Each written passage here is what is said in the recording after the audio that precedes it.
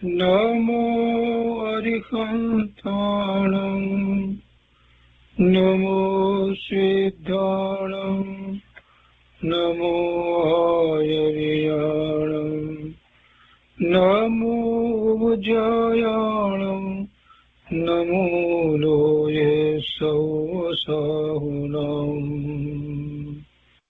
અસપંચ નમોકારો સર્વપાવપનાશનો મંગલાણં ચ સૌર્યતે પરમં અવૈમંગલम् અજ્ઞાનતિમિરંધાનાં જ્ઞાનાંજનશલાકયા ચક્ષુન્મીલિतं येन તસ્મૈ શ્રીગુરવે નમઃ મુખાદિવ્યાકુક્ષિરત્નં શબ્દજિતવર્યાત્મજં શ્રીરાજચંદ્રયહું વંદે તત્વલોચનદાયકં પ્રભુતત્વલોચનદાયકં. કૃપાળુદેવના વચનામૃતનો સ્વાધ્યાય. એમાં આપણે મોક્ષમાળાનો સ્વાધ્યાય કરી રહ્યા છીએ. શિક્ષાપાઠ 20 સુધી સ્વાધ્યાય પૂરો કર્યો છે અને આપણે શિક્ષાપાઠ 21 ની શરૂઆત કરી હતી. એમાં 4 બોલ કર્યા હતા. ફરીથી આગળ લઈએ છીએ. શિક્ષાપાઠ 21 ફરીથી પહેલેથી લઈએ છીએ. 12 ભાવના. વૈરાગ્યની અને તેવા આત્મહિતૈષી વિષયોની સુદૃઢતા થવા માટે 12 ભાવના ચિંતવવાનું તત્વજ્ઞાનીઓ કહે છે. એમાં પહેલું, શરીર, વૈભવ, લક્ષ્મી, કુટુંબ, પરિવાર આદિ સર્વ વિનાશી છે, એટલે અનિત્ય છે. એ સર્વ વિનાશી છે, એનો નાશ થાય છે, એટલે રહેતા નથી કાયમ, એટલે અનિત્ય છે. જીવનો મૂળ ધર્મ અવિનાશી છે એમ ચિંતવવું તે પહેલી અનિત્ય ભાવના છે. એટલે વાત તો બસ અનિત્યની કરી, વિનાશીની કરી, પણ એમાં ચિંતવવાનું તો એના ઉપરથી એ છે કે પોતે અવિનાશી છે, પોતે અવિનાશી છે, પોતાનો નાશ નથી થતો અને પોતે અવિનાશી છે, નાશ નથી થતો, કાયમ રહેવા વાળી ચીજ છે. તો પછી ક્યાં સુધી એ ગતિ કર્યા કરશે? 4 ગતિમાં ભ્રમણ ક્યાં સુધી કર્યા કરશે? એવો વિચાર થાય. અને 4 ગતિના દુઃખનો વિચાર કરે તો એને ખ્યાલ આવે કે એમાં દુઃખ સિવાય બીજું કાંઈ નથી. પોતે તો કાયમ રહેવાનો છે. એટલા માટે જો પોતે અવિનાશી ન હોય, તો કાંઈ કરવાની જરૂર નથી. કેટલાક મતમાં એ લોકો એવું માને છે કે બસ પછી બીજું કંઈ આત્મા નું કંઈ રહેતું નથી, આ જે જીવન છે એટલું જ જીવન હોય, પછી કંઈ નહીં. એવી માન્યતા વાળા પણ છે. અને ઘણા લોકોએ કોઈ પણ માન્યતા વિના પણ એમ જ માને છે. કેટલાકને એમ છે કે કોને ખબર બીજો ભાવ હોય કે ન હોય, આવી માન્યતા વાળા પણ ઘણા. એટલે પુનર્જન્મની વાતને માનવા વાળા બહુ થોડા અને સાચી રીતે એને સમજવા વાળા તો બહુ જ ઓછા છે. એ દ્વારા ધર્મ તરફ વળાય છે. પુનર્જન્મનો નિર્ણય થાય છે તો જ જીવ ધર્મ તરફ વળે છે. પોતે નિત્ય છે, અવિનાશી છે એવો નિર્ણય થાય તો ધર્મ તરફ વળે. બીજી વાત છે, બીજી ભાવનાની વાત કરતા કહે છે કે સંસારમાં મરણ સમયે જીવને શરણ રાખનાર કોઈ નથી, માત્ર એક શુભ ધર્મનું જ શરણ સત્ય છે એમ ચિંતવવું તે બીજી અશરણ ભાવના છે. અશરણ, કોઈ શરણ નથી, મને કોઈ શરણ નથી. અને આપણે ધર્મની અંદર જે કહીએ છીએ ચત્તારી મંગલમની અંદર, હરિયંતા શરણમ પવજામી, સિદ્ધા શરણમ પવજામી, સાહુ શરણમ પવજામી, કેવલી પનત્તો ધમ્મમ શરણમ ભજામી. ધર્મ એક શરણ છે, પોતાને એ જ શરણ છે. હવે એ શરણ પોતાને જે છે એમાં નિશ્ચયથી તો પોતાનો આત્મા છે તે જ એને શરણ છે.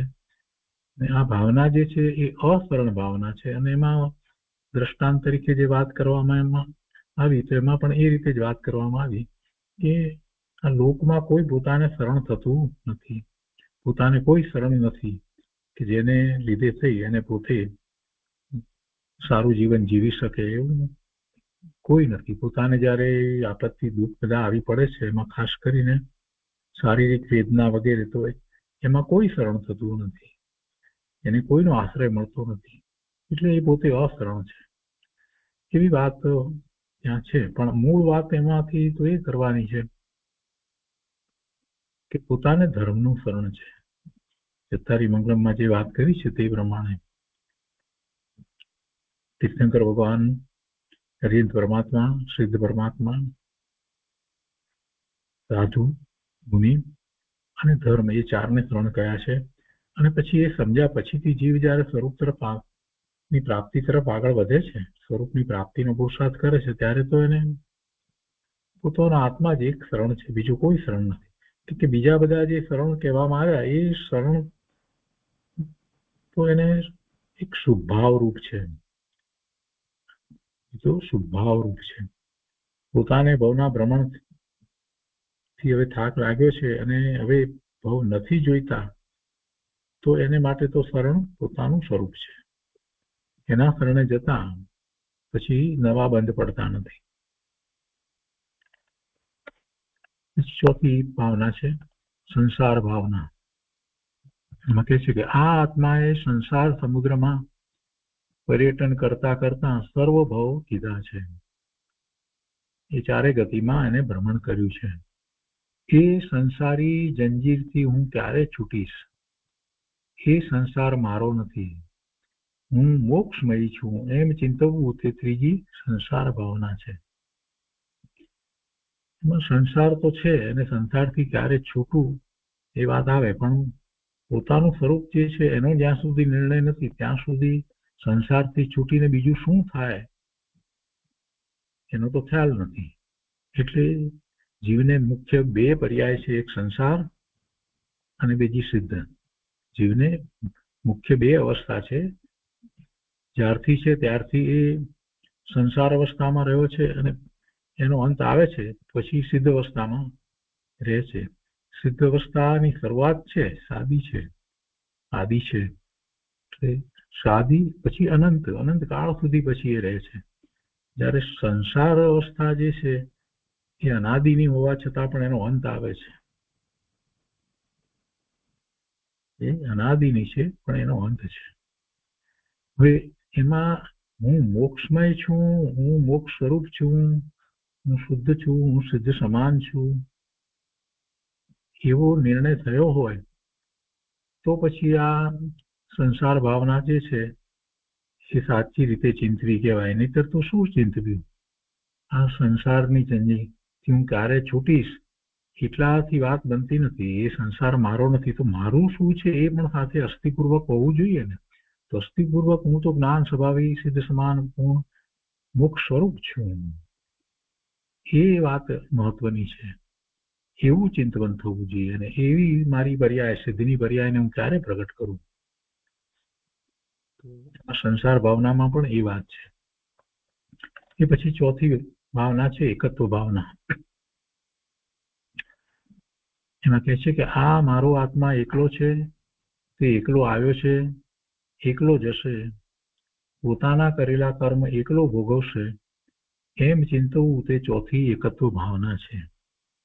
અને આ જયારે ચિંતવાનું હોય પોતે એકલો છે, એકલો આવ્યો છે અને એકલો જશે, તો સાથે સાથે ધર્મની વાત એમાં સાંકળી લઈએ તો એમ થાય કે પોતે પુરુષાર્થમાં પણ ખરેખર એકલો જ છે, એને પરાધીનતા નથી, એકલો જ પુરુષાર્થ કરે છે, એનો પુરુષાર્થ કોઈ બીજો કરાવી દેતો નથી. એટલે નિમિત્ત આધીન પરાધીન દ્રષ્ટિ એમાં તો છોડવાની છે. પુરુષાર્થ તરફ વળે છે ત્યારે એ દ્રષ્ટિ છોડવાની છે. હું એકલો જ છું અને મારો પુરુષાર્થ પણ હું એકલો જ કરી શકું છું, એમાં કોઈ બીજો મને કાંઈ મદદ કરે એવું વસ્તુનું સ્વરૂપ જ નથી. પછી પાંચમી ભાવના છે અન્યત્વ ભાવના.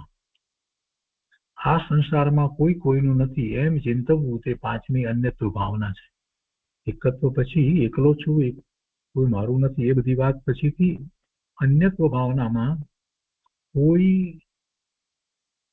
કોઈનું નથી. આ સંસારમાં કોઈ મારું નથી એમ નહીં, પણ કોઈ કોઈનું નથી એટલે હું પણ કોઈનો નથી, કોઈ મારું પણ નથી. કોઈ કોઈનું કાંઈ કરતું નથી, કોઈના પણ વિશે કોઈ કોઈનું કાંઈ કરતું નથી. બધા અન્ય જુદા જુદા છે, બધા જુદા જુદા છે, સ્વતંત્ર છે અને સૌ પોતાનું જ કાર્ય કરે છે. તેમાં આપણે 6 દ્રવ્યની જે વાત લઈએ છીએ એ વાતને સાથે રાખીએ તો ખ્યાલ આવે કે દરેક દ્રવ્ય સ્વતંત્ર અસ્તિત્વ ધરાવે છે, કોઈ કોઈને લીધે એનું અસ્તિત્વ નથી અને સ્વતંત્ર એનું પરિણમન છે. તો કોઈ કોઈનું નથી. અને જ્યારે એ વાત આવે છે કોઈ કોઈનું છે નહીં, તો કોઈ કોઈના પરિણામ કરતું નથી, કોઈ કોઈના પરિણામ બદલાવી શકતું નથી. તો એમાંથી આપણને એ વાત મળે છે કે પછી મારા પરિણામ કોઈ બદલતું નથી, કે હું કોઈના પરિણામ બદલતો નથી, બધા જુદા જુદા છે, અન્ય છે, તો પછી રાગ દ્વેષનું કોઈ કારણ રહેતું નથી. એ વાત એમાંથી આપણને મળે. પછી છઠ્ઠી ભાવના છે અશુચિ ભાવના. આ શરીર અપવિત્ર છે, મળમૂત્રની ખાણ છે, રોગ જરા ને રહેવાનું ધામ છે. એ શરીરથી હું ન્યારો છું, જુદો છું એમ ચિંતવવું તે છઠ્ઠી અશુચિ ભાવના છે. કેમ કે સૌથી વધારે જીવને કોઈ પણ રાગ હોય તો જે શરીર સાથે જે રહ્યો છે એના પ્રત્યે રાગ હોય છે. અને એ બધી ગતિમાં એ અસંગની હોય, સંગની ન થયો હોય, મન ન હોય તો પણ જે શરીર જે છે એમાં એને પોતાપણાનો ભાવ છે, મમત્વ છે, એકત્વ છે. અને એ સંસાર પર્યાયમાં બધા જીવોને હોય જ છે, જે શરીર સાથે રહ્યો છે તે. અને એટલે જ એ અનેક પ્રકારે રાગ દ્વેષના ભાવે પણ થાય છે. શરીર સાથેનું એકત્વ અહીંયા તો છોડવા માટે અશુચિ ભાવના છે.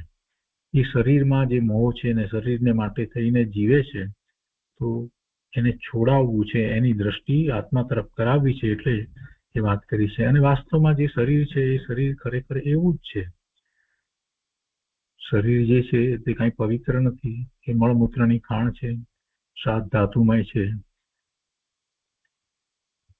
એટલે એવું શરીર એનાથી પોતે જુદો છે, ભિન્ન છે, એટલે પોતે અશુચિ નથી, શુચિ છે. જેની સાથે રહ્યો છે એ શરીર અશુચિ છે, તો પોતે શુચિ એવો ભગવાન આત્મા શુદ્ધ પૂર્ણ પવિત્ર છે. અને પવિત્ર પૂર્ણ શુદ્ધ હોવા છતાં આ શરીરમાં પોતાપણું કરે છે, તો એ વાત બરાબર નથી. એમ આખી ભાવના છે. એ પછી સાતમી ભાવના છે રાગ દ્વેષ અજ્ઞાન મિથ્યાત્વ ઇત્યાદિ સર્વ આશ્રવ છે એવી આશ્રવ ભાવના. એમ ચિંતવવું તે સાતમી આશ્રવ ભાવના છે. એ બધા આશ્રવ છે. આશ્રવ છે એટલે એને કારણે પોતાને બંધ પડે છે. એ ભાવ પોતાની દશામાં થતા ભાવ છે, પોતાની પર્યાયમાં થતા ભાવ છે, એ આશ્રવ છે. અને એ આશ્રવ જે છે એના રહિત દશા પણ હોય, તો આ આશ્રવ રહિત દશા, આશ્રવ ન થાય એવી દશા એ સંવરની દશા છે. એટલે આશ્રવ અને સંવર બંનેને સાથે સમજવાના હોય. ને આશ્રવ જે છે એ બંધનું કારણ છે, અને બંધ થાય છે તો એને પછી એવા સંયોગો, દુઃખના સંયોગો પ્રાપ્ત થાય છે. એટલે કેમ કરીને એવા આશ્રવ રોકાય? તો કે આશ્રવ થવામાં મૂળ કારણ શું છે? પોતાને મિથ્યાત્વ છે, મોહ છે અને અજ્ઞાન છે. એટલે એને કારણે એ રાગ દ્વેષના ભાવે થાય છે, શુભાશુભ ભાવે થાય છે, તો એમાં કર્મણ રજકણો આવે છે, એવું આશ્રવ તત્વ. તો એ આશ્રવ ભાવના છે કે એ બધું રોકી શકાય એવું હોવા છતાં મને એવા આશ્રવ થઈ રહ્યા છે. રાગ દ્વેષ જ્ઞાન મિથ્યાત્વ ઇત્યાદિ સર્વ આશ્રવ છે, અને એ મને ન હોય, મારા સ્વરૂપમાં એ નથી, તો એ આશ્રવ રોકાય અને એની સાથે સંબરની ભાવનાની વાત આવી જાય. એટલે એના પછી 8મી ભાવના જે છે એની વાત સાથે જ ચિંતવનમાં આવી જાય કે જ્ઞાન ધ્યાનમાં જીવ પ્રવર્તમાન થઈને નવા કર્મો બાંધે નહીં, એવી ચિંતવના કરવી તે 8મી સંબર ભાવના છે. એટલે પેલા આશ્રવને રોકવા, તો આશ્રવ રોકવાના ઉપાય શું? તો જે રાગ દ્વેષ ને મિથ્યાત્વ સહિત પરિણમન કરતો હતો એના સ્થાને પોતે જ્ઞાન ધ્યાનમાં પ્રવર્તમાન થાય, શાસ્ત્ર અભ્યાસ વગેરેમાં અને ધ્યાનમાં એ પ્રવર્તમાન થાય, તો પછી પેલા આશ્રવ થતા નથી. કેમ કે ઉપયોગ એક તરફ રહે છે. જ્યારે જ્ઞાન ધ્યાનમાં ઉપયોગ વર્તે છે તો પછી બહારમાં એનો શુભાશુભ ભાવે ઉપયોગ થતો નથી. એટલે એમ એને સંબર થાય છે. અને એવા સંબર દ્વારા એવા સંબર થાય છે તો પૂર્વકર્મના જે ઉદય છે એ આવી અને ખરી જાય છે. એટલે એને નિજરા પણ સાથે ને સાથે થાય છે. એટલે જે નિજરા કહેવામાં આવી છે એ સંબર પૂર્વક જ હોય છે. એટલે એની વાત પણ પછી સાથે આવી જાય છે. તો 9મી ભાવના, જ્ઞાન સહિત ક્રિયા કરવી તે નિર્જરાનું કારણ છે, એમ ચિંતવવું તે 9મી નિર્જરા ભાવના છે. જ્ઞાન સહિત ક્રિયા કરવી, જ્ઞાન ભાવે થવું, ધ્યાનમાં રહેવું, એમ કરતા નવા કર્મ બંધાતા નથી. એટલે સંબરની દશા છે, આશ્રવ થતો નથી અને પૂર્વના કર્મ જે છે એ ખરી જાય છે અને એમ એને નિર્જરા થાય છે. એટલે શુદ્ધિની વૃદ્ધિ થાય છે. એટલે આવું ચિંતવન કરવામાં આવે, આશ્રવ, સંબર અને નિર્જરાનું એક સાથે એવું ચિંતવન કરવામાં આવે અને ઉપાય તરીકે પોતે જ્ઞાન ભાવે થવાનો પુરુષાર્થ કરે, જ્ઞાન અને ધ્યાનમાં જ પોતાનો સમય વ્યતીત કરે. એટલે જે કંઈ ક્રિયા બધી થાય એ જ્ઞાન સહિતની ક્રિયા થાય, ત્યારે એને સંબર અને નિર્જરા હોય છે. એ પછીથી 10મી ભાવના છે, લોક સ્વરૂપનું ઉત્પત્તિ સ્થિતિ વિનાશ સ્વરૂપ વિચારવું તે 10મી લોક સ્વરૂપ ભાવના છે. લોકમાં જે કંઈ છે એમાં જીવને કંઈક મેળવવાની, એમાંથી સુખની પ્રાપ્તિની એવી કંઈક ઈચ્છાઓ થતી હોય તો ખરેખર લોકનું સ્વરૂપ કેવું છે એનો એને વિચાર કરવો જોઈએ. વળી બીજી રીતે જ્યારે ધર્મની અંદર લોકના સ્વરૂપની વાત કરવામાં આવી હોય, એમાં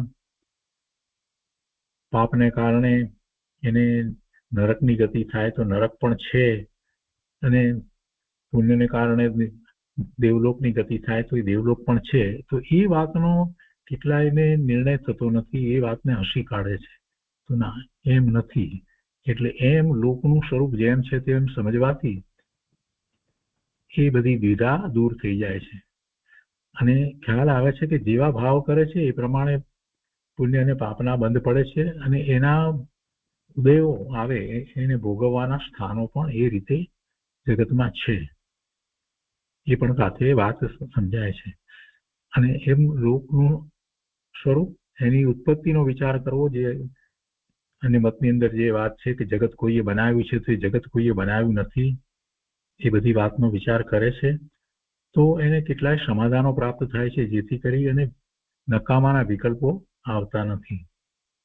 એની સ્થિતિ અને વિનાશ સ્વરૂપ વિચારવું, તો વિનાશ શું છે લોકમાં? તો જે દ્રવ્ય છે તો દ્રવ્ય અપેક્ષાએ તો આખું લોક જે છે તે જેમ છે તેમ જ રહે છે, પણ એની પર્યાયો બદલાય છે. લોકના 6 દ્રવ્યનો વિચાર કરીએ તો એનું પરિણમન સતત થાય છે. તો એ પર્યાય જે છે એ વિનાશ સ્વરૂપ છે. એટલે જે એને ઇન્દ્રિય જ્ઞાનનો વિષય જે છે એ તો પૂતગળના સ્કંદ છે, અને પૂતગળના સ્કંદ જે છે એમાંથી પૂતગળોનું છૂટા પડવું, નવા પૂતગળોનું જોડાવવું, એમ જે થઈ રહ્યું છે એ એની પર્યાયો, એની અવસ્થા બદલાય છે, એ વિનાશ સ્વરૂપ છે. એ સિવાય જગત જે 6 દ્રવ્યનો સમૂહ છે એ વિનાશ સ્વરૂપ નથી. તો એ બધો જ વિચાર જે છે તે લોક સ્વરૂપ ભાવનામાં હોય છે. અને એ જાણવાથી, એનું ચિંતન કરવાથી એને એક પ્રકારે વિકલ્પો ઘટે છે અને શાંતિ થાય છે. 11મી ભાવના છે, બોધ દુર્લભ ભાવના અથવા તો બોધિ દુર્લભ ભાવના સંસારમાં ભમતા આત્માને સમ્યક જ્ઞાનની પ્રસાદી પ્રાપ્ત થવી દુર્લભ છે, અથવા તો સમ્યક જ્ઞાન પામ્યો તો ચારિત્ર સર્વવીરથી પરિણામરૂપ ધર્મ પામવો દુર્લભ છે. કેમ કે એવી સર્વવીરથી થયા વિના તો પૂર્ણ દશા પ્રાપ્ત થતી નથી.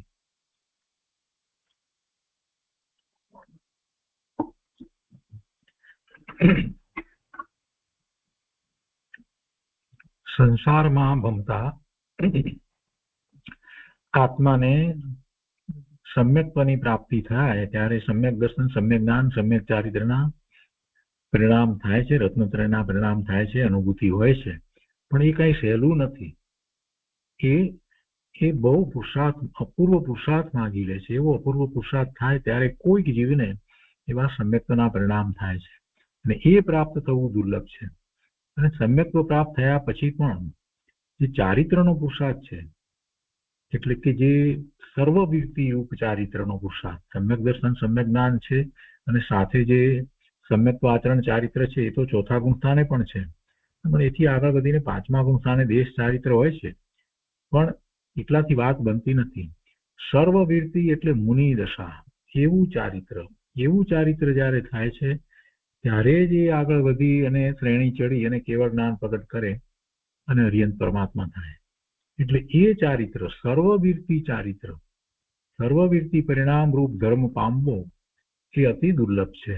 અને એવી ચિંતવના તે 11મી બોધિ દુર્લભ ભાવના, એટલે એ 11મી ભાવના છે કે એવો બોધ પામી અને જીવો પોતાનું કલ્યાણ કરી ગયા છે, તો એવો બોધ પામીએ કે જે દ્વારા પૂર્ણ દશાની પ્રાપ્તિ થાય એવો પુરુષાર્થ ઉપડે. એટલે બીજી રીતે કહીએ તો જીનવાણીની પ્રાપ્તિ થવી, જીનેશ્વર ભગવાનની વાણી સિવાય બીજે ક્યાંય એવો બોધ છે નહીં. સાક્ષાત જીનેશ્વર ભગવાનની વાણી, જીનવાણીની પ્રાપ્તિ થવી, અને સાક્ષાત ન થાય તો ગણધર ભગવાને જે રચના કરી છે, જેમાંથી આચાર્ય ભગવાને શાસ્ત્ર બનાવ્યા છે, એની પ્રાપ્તિ થાય, એમાંથી વસ્તુ સ્વરૂપને માત્ર સમજીએ નહીં પરંતુ આત્મસાત કરી અને એવો પુરુષાર્થ ઉપડે ત્યારે આ શક્ય બને. એટલે એ દુર્લભ છે. માત્ર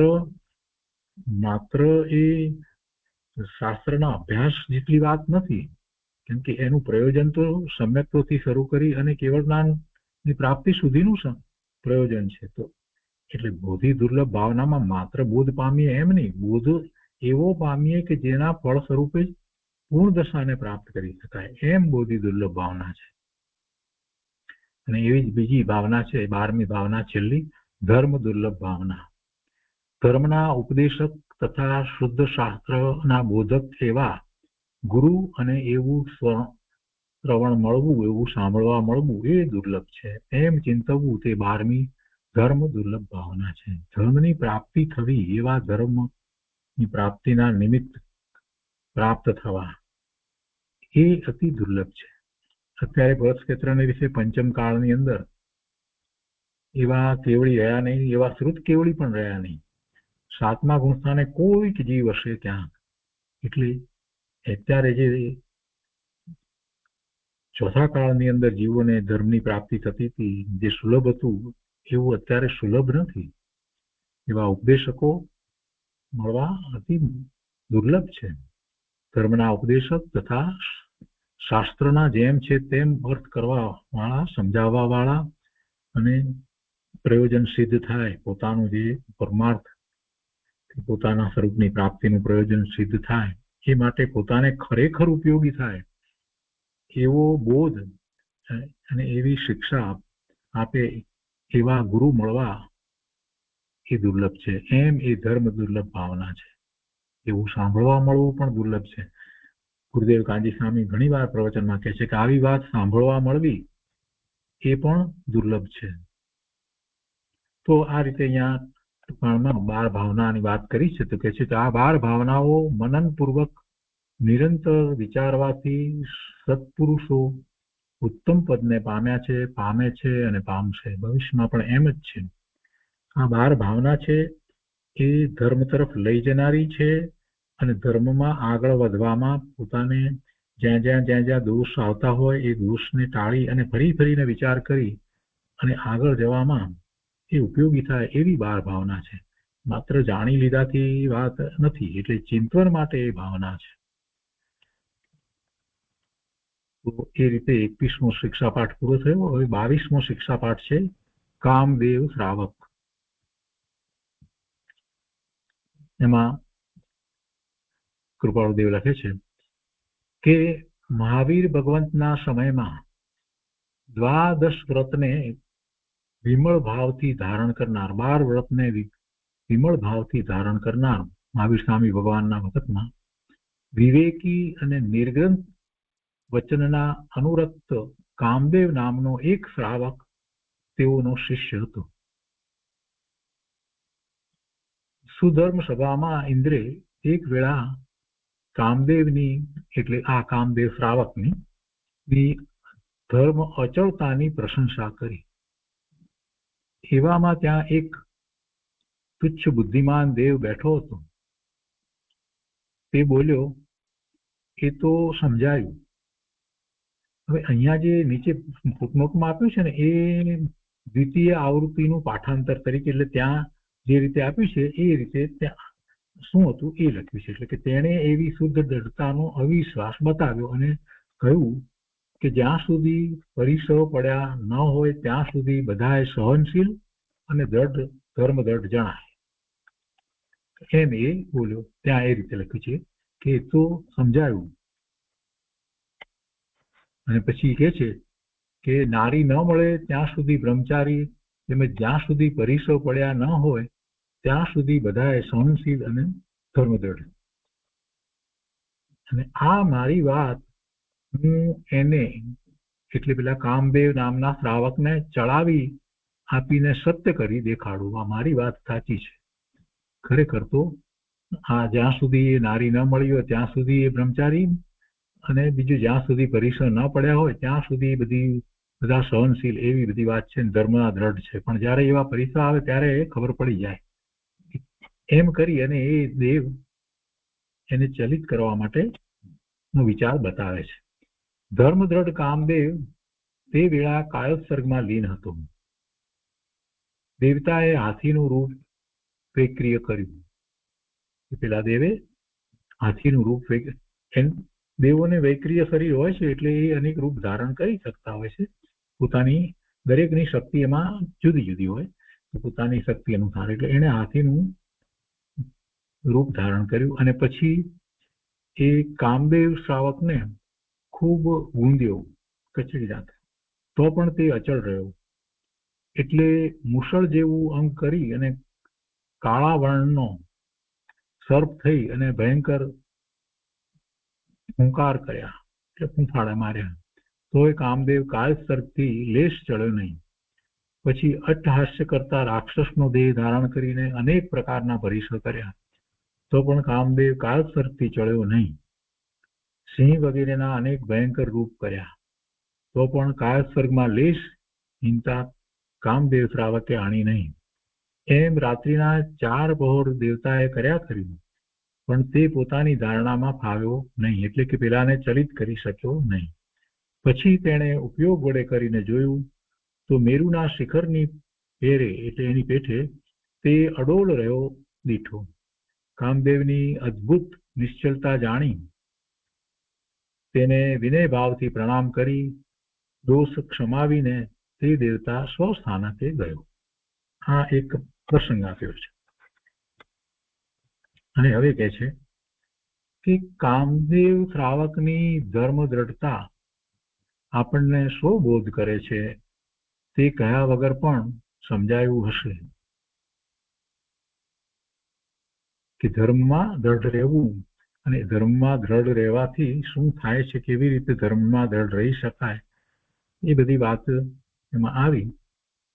તો કે છે કે કહ્યા વગર પણ એમાં સમજાઈ જાય છે કે કામદેવ શ્રાવકની ધર્મ દ્રઢતા આપણને શું બોધ કહે છે. કે એમાંથી તત્વ વિચાર એ લેવાનો છે કે નિર્ગ્રંથ પ્રવચનમાં પ્રવેશ કરીને દ્રઢ રહેવું. નિર્ગ્રંથ પ્રવચન એટલે ભગવાનની વાણી. એનો સ્વીકાર કરી, એને સમજી સ્વીકારી આત્મસાત કરી અને પછી એમાંથી ચલિત ન થવું, એમાં દ્રઢ રહેવું. કાળસર્ગ ઇત્યાદિ જે ધ્યાન ધરવાના છે તે જેમ બને તેમ એકાગ્ર ચિત્તથી અને દ્રઢતાથી નિર્દોષ કરવા, દોષ રહિત એવા ધ્યાન કરવા. ધ્યાન વખતે બીજો વિકલ્પ પણ ન આવવો જોઈએ, તો જ એ ખરેખર ફળે છે, અન્યથા એનું ફળ પ્રાપ્ત થતું નથી. ચળ વિચળ ભાવથી કાળસર્ગ બહુ દોષયુક્ત થાય છે. જો એને માટે પણ અહીંયા વાત લીધી છે હતી. કામદેવ શ્રાવકની ધર્મ દ્રઢતા એવો બોધ કરે છે કે સત્ય ધર્મ અને સત્ય પ્રતિજ્ઞામાં પરમ દ્રઢ રહેવું અને કાળસર્ગ આદિ જેમ બને તેમ એકાગ્ર ચિત્તથી અને સુદૃઢતાથી નિર્દોષ કરવા. અને પછી પેલી ત્રીજી જે વાત લીધી છે એમાં કે છે કે પાઈને માટે ધર્મ શાખ, ધર્મની આબરૂ, શાખ એટલે આબરૂ, ધર્મ શાખ કાઢનારા ધર્મમાં દ્રઢતા ક્યાંથી રાખે. પાઈ જેવા દ્રવ્ય લાભ માટે, પાઈ એટલે ₹1.192 ભાગ, તો હવે તો પાઈ મળતી નથી, કોઈ સવાલ નથી પાઈનો, પણ એટલે પાઈ જેવા દ્રવ્ય લાભ માટે ધર્મશાખ કાઢનારની ધર્મમાં દ્રઢતા ક્યાંથી રહી શકે, અને રહી શકે તો કેવી રહે, રાખે દ્રઢતા તો કેવી રાખે, અને એ વિચારતા ખેદ થાય છે. તો એ રીતે શિક્ષા પાઠ 22 પૂરો થયો. તે પછીથી શિક્ષા પાઠ 23 સત્ય. સામાન્ય કથનમાં પણ કહેવાય છે કે સત્ય એ આ સૃષ્ટિનું ધારણ છે, અને એમાં અગાઉની આવૃત્તિની અંદર એમ લખ્યું છે કે જગતનું ધારણ છે, સૃષ્ટિનું ધારણને બદલે જગતનું ધારણ છે. અથવા સત્યના આધારે આ સૃષ્ટિ રહી છે. સત્ય એ આ સૃષ્ટિનું ધારણ છે, અથવા સત્યના આધારે આ સૃષ્ટિ રહી છે. તો સત્યના આધારે સૃષ્ટિ રહી છે એમાં પણ એમ જ લખ્યું છે કે જગત, એમાં ત્યાં શબ્દ જગત પ્રયોગ કર્યો છે. ફક્ત ફેર એટલો છે, સૃષ્ટિ કહો કે જગત કહો, કહેવાનો આશય તો જે છે તે એ બતાવવાનો છે કે સત્યનું સ્વરૂપ કેવું છે. તો કે સામાન્ય કથનમાં પણ કહેવાય છે કે સત્ય એ આ સૃષ્ટિનું જગતનું ધારણ છે, અથવા સત્યના આધારે આ સૃષ્ટિ રહી છે, જગત આ રહ્યું છે, જગત સત્યને આધારે ટકી રહ્યું છે, એમ સામાન્ય કથનમાં પણ બધા કહેતા હોય છે. એ કથનમાંથી એવી શિક્ષા મળે છે કે ધર્મ, નીતિ, રાજ અને વ્યવહાર એ સત્ય વડે પ્રવર્તન કરી રહ્યા છે. ધર્મ, નીતિ, રાજ અને વ્યવહાર એ સત્ય વડે પ્રવર્તન કરી રહ્યા છે, અને એ ચાર ન હોય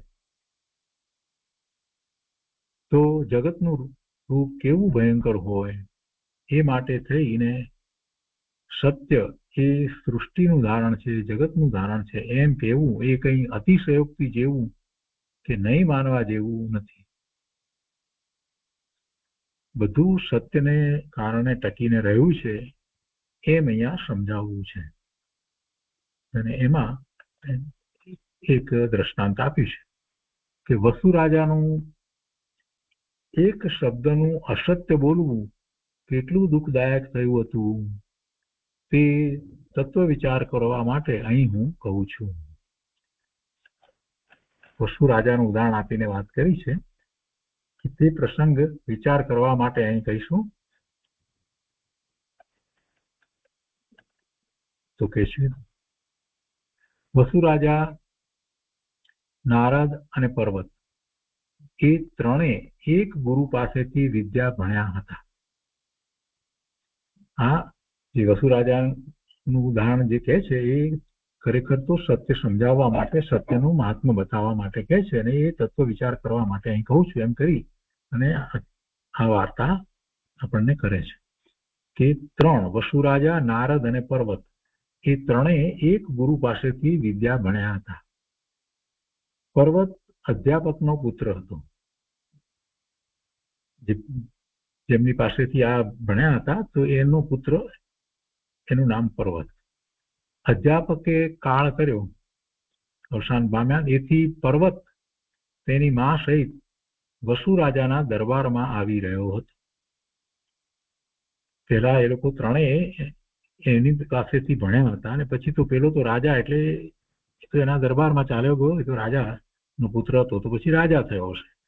અને હવે જ્યારે એ ગુરુ નું અવસાન થયું તો એ પછીથી આ પુત્ર પર્વત એ એની માતા સાથે આ વસુ રાજાના દરબારમાં આવીને રહ્યો હતો.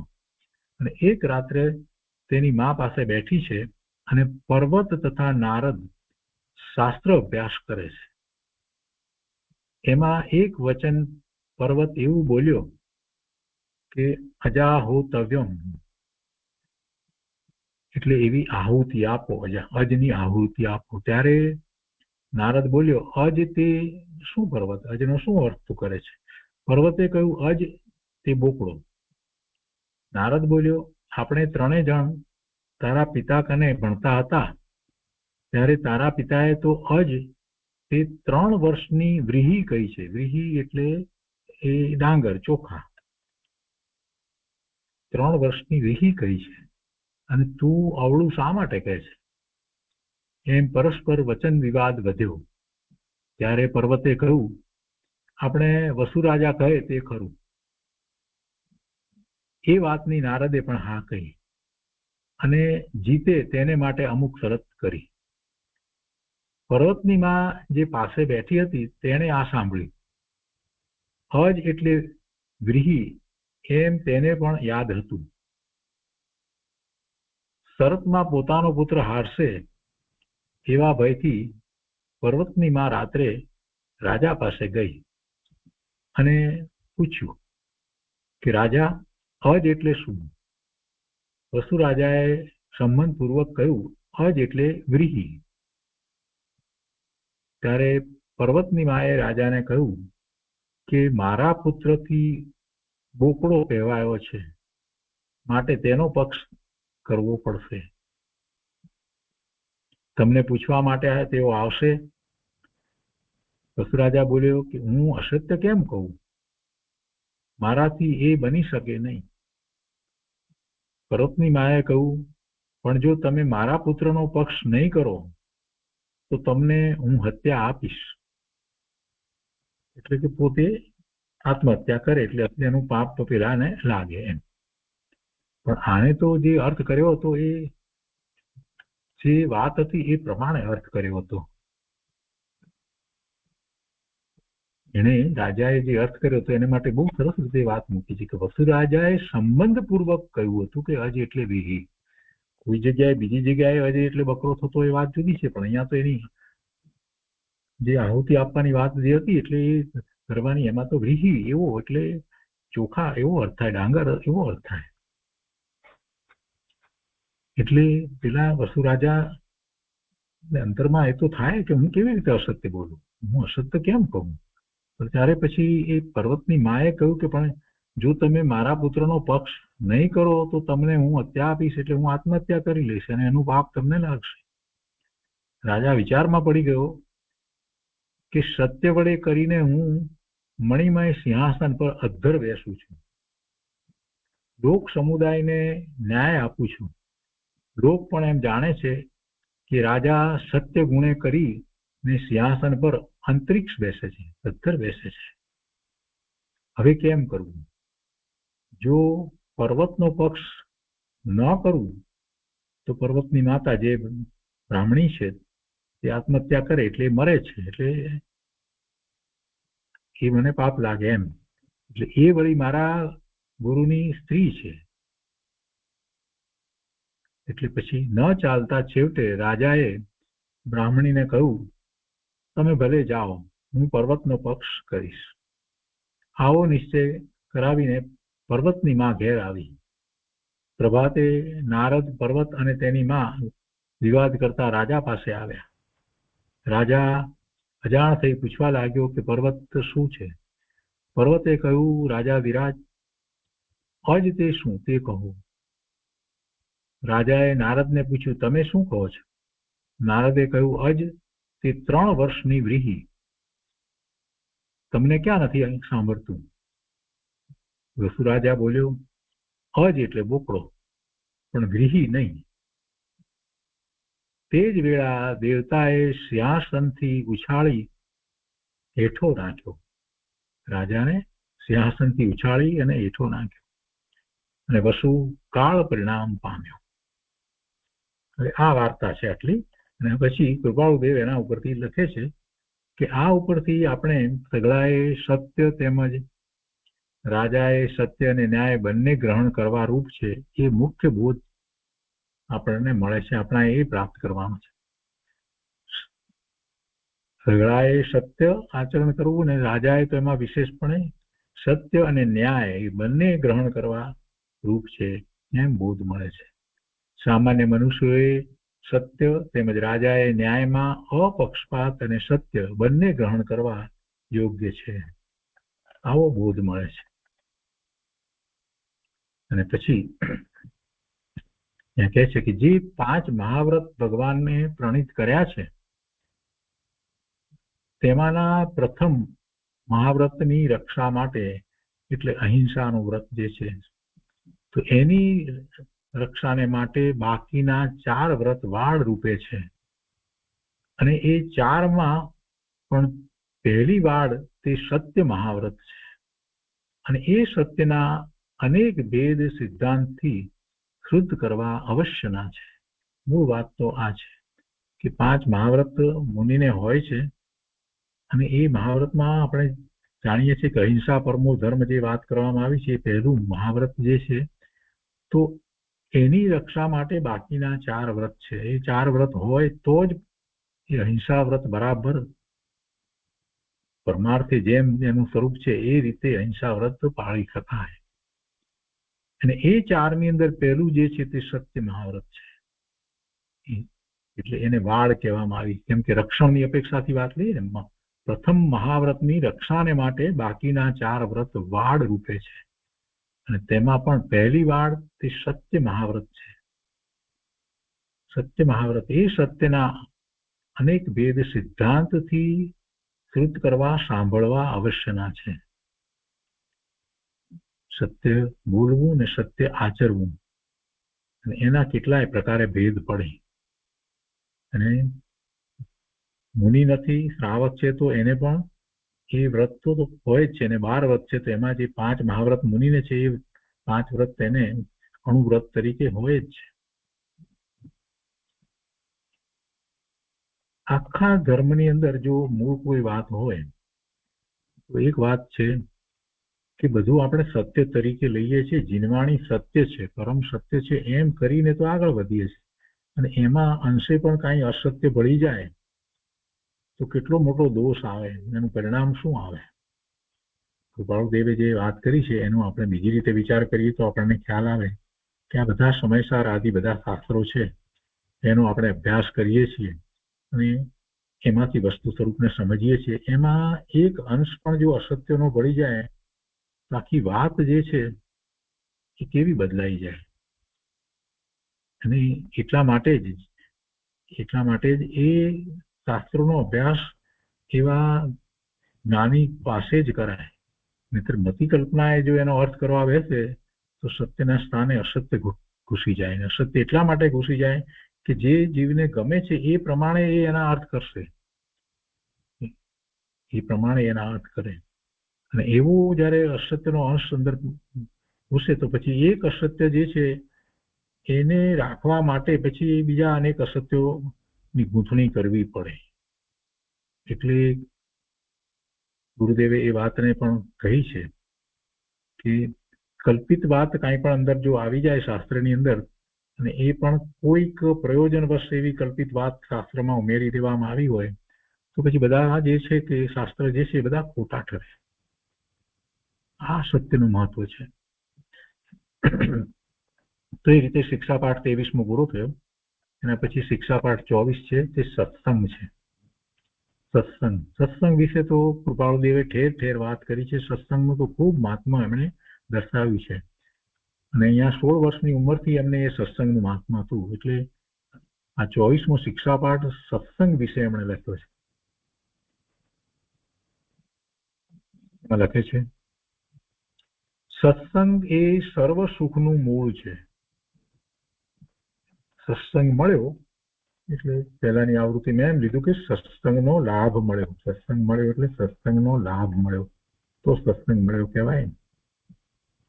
સત્સંગ એ સર્વ સુખનું મૂળ છે. સત્સંગ મળ્યો એટલે સત્સંગનો લાભ મળ્યો કે તેના પ્રભાવ વડે વાંછિત સિદ્ધિ થઈ જ પડી છે.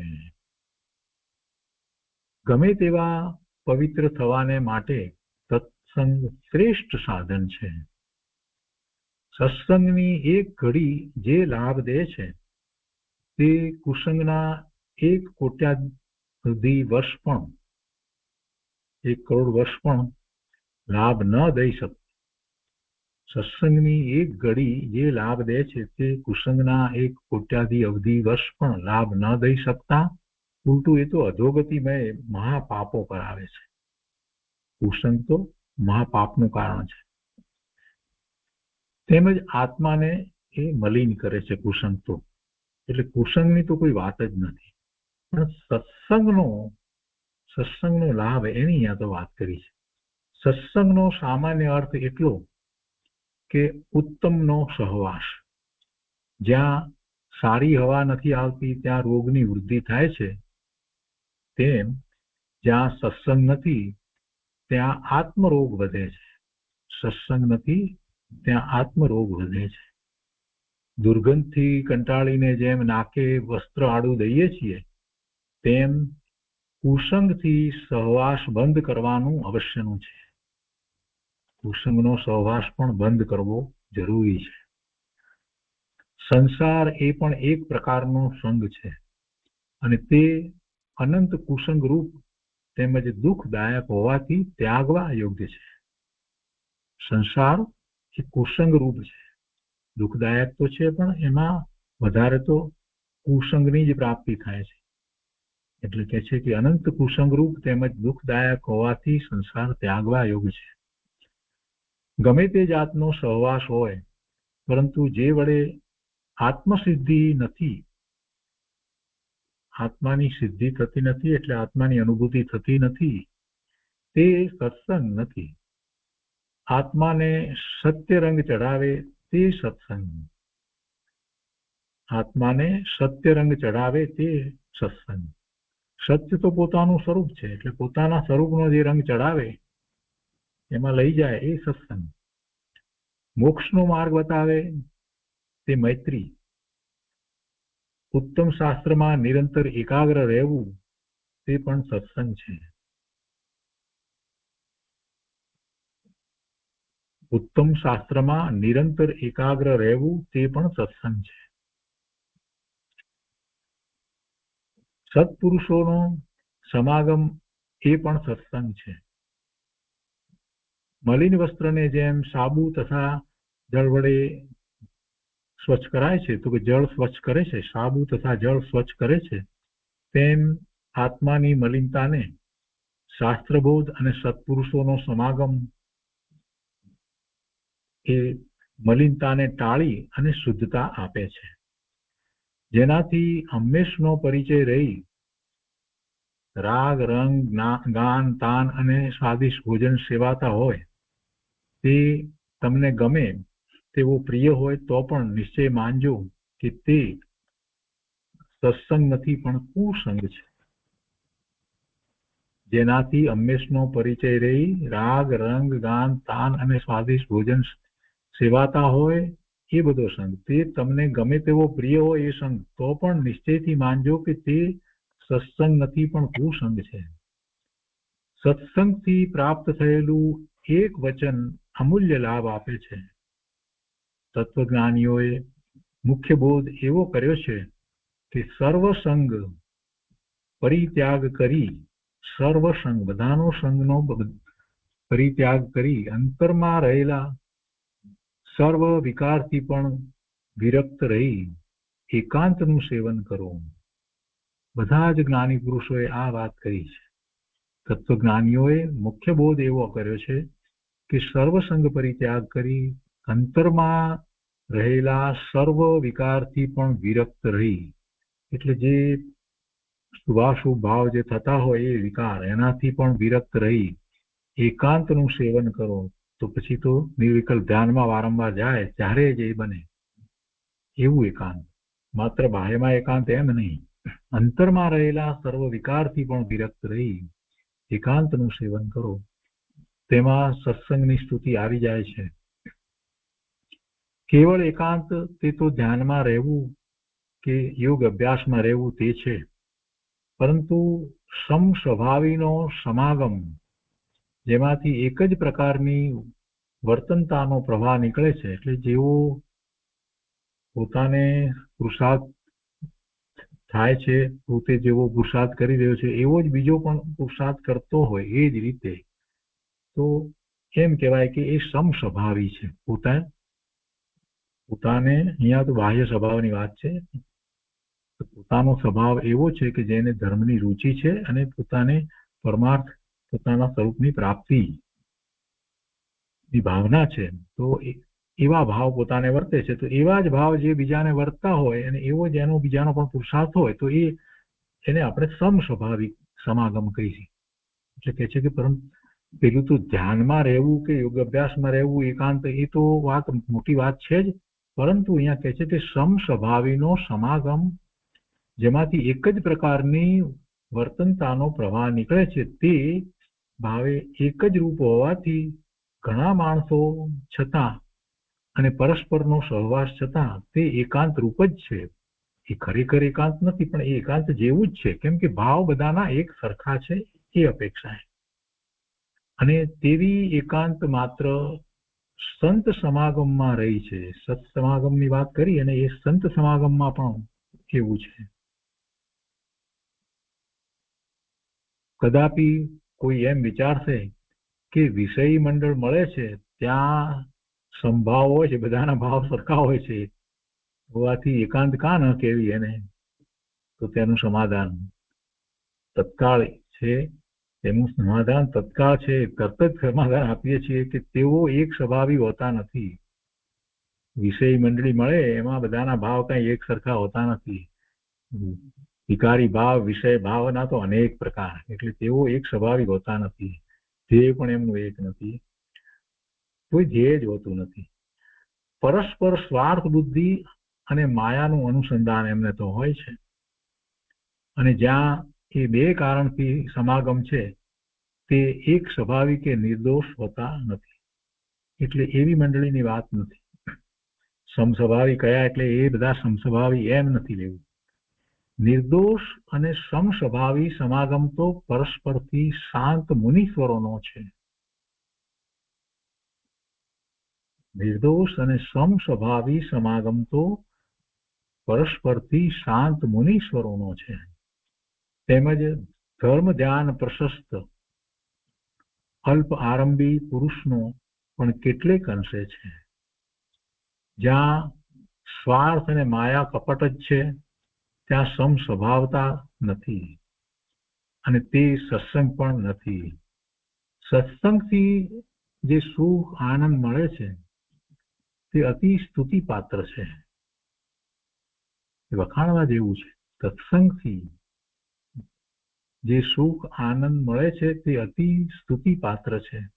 જ્યાં શાસ્ત્રોના સુંદર પ્રશ્નો થાય, જ્યાં ઉત્તમ જ્ઞાન ધ્યાનની સુકથા થાય, જ્યાં સત્પુરુષોના ચરિત્ર પર વિચાર બંધાય, જ્યાં તત્વજ્ઞાનના તરંગની લહેરીઓ છૂટે, જ્યાં સરળ સ્વભાવથી સિદ્ધાંત વિચાર ચર્ચાય, જ્યાં સરળ સ્વભાવથી સિદ્ધાંત વિચાર ચર્ચાય.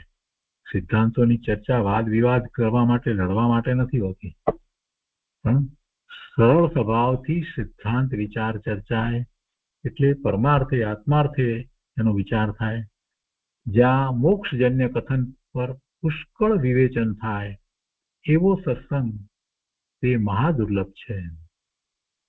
કોઈ એમ કહે કે સત્સંગ મંડળમાં કોઈ માયાવી નહીં હોય, એમાં પણ કોઈ માયાવી આવી ગયો હોય તો એનો પણ ઉત્તર આપે છે કે તો તેનું સમાધાન આ છે કે જ્યાં માયા અને સ્વાર્થ હોય છે ત્યાં સત્સંગ જ હોતો નથી. રાજહંસની સભાનો કાગ દેખાવે કદાપી ન કળાય તો અવશ્ય રાગે કળાશે. કેટલું સરસ ઉદાહરણ આપે છે કે રાજહંસની સભામાં કાગડો હંસનો દેખાવ કરીને બેઠો હોય તો એ દેખાવથી કદાચ ન ખ્યાલમાં આવે, પણ રાગે કળાશે એટલે અવાજ થસ કરશે એટલે તરત જ ખબર પડશે કે કાગડો છે. મૌન રહ્યો તો મુખ મુદ્રાએ કળાશે, પણ તે અંધકારમાં જાય નહીં એટલે એનો ખ્યાલ તો આવ્યા વિના રહે નહીં. મૌન રહે તો પણ એનું દેખાવ ઉપરથી ખ્યાલમાં આવી જાય. તેવી જ રીતે અહીંયા કહે છે કે તેવી જ રીતે એટલે તેમજ માયાવીઓ પણ સત્સંગમાં સ્વાર્થે જઈને શું કરે? ત્યાં પેટ ભર્યાની વાત તો હોય નહીં. જે ઘડી ત્યાં સત્સંગમાં જઈ તે વિશ્રાંતિ લેતો હોય તો ભલે કે જેથી રંગ લાગે, અને રંગ લાગે નહીં તો બીજી વાર તેનું આગમન હોય નહીં એટલે નહીં આવે, એને ગમશે નહીં. જેમ પૃથ્વી પર તરાય નહીં તેમ સત્સંગથી બુડાય નહીં. જેમ પૃથ્વી પર તરાય નહીં તેમ સત્સંગથી બુડાય નહીં. આવી સત્સંગમાં ચમત્કૃતિ છે. નિરંતર એવા નિર્દોષ સમાગમમાં માયા લઈને આવે પણ કોણ? કોઈ દુર્ભાગી, અને તે પણ અસંભવિત છે. એટલે કોઈ સત્સંગમાં માયાવી હોય એવું બને નહીં, પણ કદાચ આવ્યો હોય તો એ બધું આવશે પણ નહીં. એને શું ત્યાંથી મળવાનું છે? એટલે એ અસંભવિત છે. સત્સંગ એ આત્માનું પરમ હિતૈષી ઔષધ છે. સત્સંગ એ આત્માનું પરમ હિતકારી ઔષધ છે. શેને માટે ઔષધ છે? તો તેને ભવરોગ જે થયો છે એ ભવરોગને મટાડવા માટેનું એ ઔષધ છે, સત્સંગ છે તે. કેમ કે સત્સંગ દ્વારા ઘણી ધર્મ પ્રભાવના થાય છે અને પોતે ધર્મમાં ટકી રહે છે. સત્સંગમાં જ્યાં સુધી છે ત્યાં સુધી ઘણી વાર એવા કુસંગ સત્સંગના જે પ્રસંગો આવતા હોય તો એનાથી એ બચી શકે છે. જો એ સત્સંગ ન હોત તો એ પેલા કુસંગમાં જોડાઈ ગયો હોત. અને આવું તો કેટલાય લોકો સત્સંગીઓનું કહેવું છે કે આ સત્સંગને કારણે હવે અમે અમુક જગ્યાએ જતા જ નથી. અમે પહેલા આમ કરતા હતા, તેમ કરતા હતા, એ બધું હવે નથી કરતા. એટલે કેટલાય બધા પાપો જે છે એ થતા અટકી જાય છે એક સામાન્ય સત્સંગને કારણે પણ. અને પછી સત્સંગમાં જે પ્રાપ્ત થાય છે, જે જીનવાણી પ્રાપ્ત થાય છે, જે જીનવાણીનો અર્થ પ્રાપ્ત થાય છે, જે પ્રયોજનભૂત વાત જાણવા મળે છે, એની તો વાત જ જુદી છે. એ તો મહા ઉપકારી થાય છે. એ તો સાધકને ખૂબ ઉપકારનું કારણ થાય છે. એટલે કૃપાળુ દેવે ઠેર ઠેર સત્સંગની વાત કરી છે અને સત્સંગ કોને કહેવાય એનો અહીંયા ખૂબ સારી રીતે વિસ્તાર કરે છે. તો આજનો સ્વાધ્યાય અહીંયા સુધી રાખીએ છીએ. શિક્ષાપાઠ 24 સુધી આપણે સ્વાધ્યાય રાખીએ છીએ.